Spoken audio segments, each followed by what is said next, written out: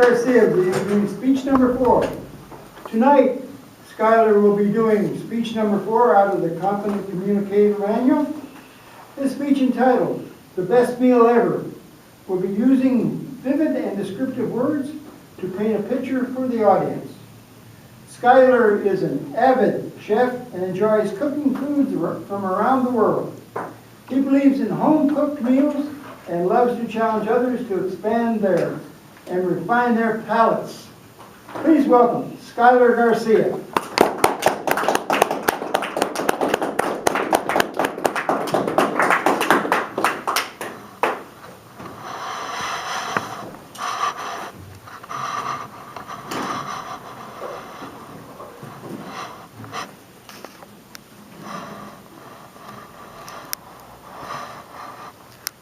Fellow Toastmasters, friends, how many people like a home-cooked meal? Keep your hand up if you like good food. I see everybody's hand up right now. This tells me that when we cook, it means something important. We have a connection with the food. And every culture has their own connection with their food. Today, I'm going to be challenging you and expanding you to think about food in a different way. We're going to be traveling to Japan, and we're going to be learning how to make one of my favorite dishes, Sukeiman ramen. Now, when you hear ramen, you think, oh, that cup of noodles thing that you grab as you're headed out the door because you're late and you didn't fix anything for lunch. Be honest, how many people is that? I've been that person. Or you think of those college days where you would buy a whole pallet full of hot ramen for $1, and you would be eating that for the next couple of months. With that little package that you would dump in there, and you had to be so careful because sometimes the package would kind of crease and it would fall into the dish. I've had that happen to me way too many times. Today we're going to be talking about Sukeiman ramen. Sukeiman ramen has a rich history, which we'll cover.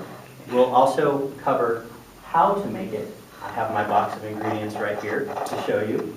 And the last one, what people think of Sukeiman ramen. Now this type of ramen is very different because it is not served hot. You actually eat Sukeiman ramen cold. It's made with cold noodles, and you'll use a cold broth.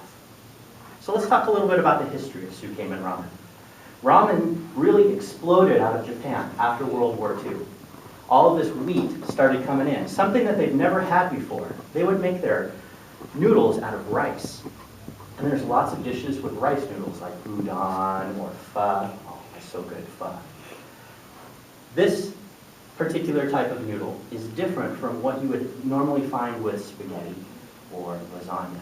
It's actually made with alkaline water. In Japan, they started making this noodle that became known as the ramen noodle. They pulled water from this lake, which had a really high alkalinity, and it changed the composition of the noodle. It made it more springy, and also it didn't fall apart when you put it into a soup. So now ramen exploded in Japan, and it became huge. People started pulling these old traditions from the past, and then they started having new traditions. This one restaurant in Japan called Sukeiman created this new dish, Sukeiman ramen. So here's how to do it. First, you're going to need to make a stock. These ingredients you're going to have to buy from an Asian food market because you're not going to find them walking into Albertsons or Safeway. First, you're going to need some mirin. The mirin is a rice wine mixed with sugar. You're going to need about a cup of mirin. You're going to need a high-quality soy sauce, half a cup of a high-quality soy sauce. You're also going to need some fish sauce. Now go easy on this. This is really nasty. But it makes the dish so delicious. You're going to need a quarter cup of fish sauce. Next, you're going to need some rice vinegar. You're going to need 3/4 of a cup to a cup of rice vinegar. I like to use about 3/4 of a cup in mine.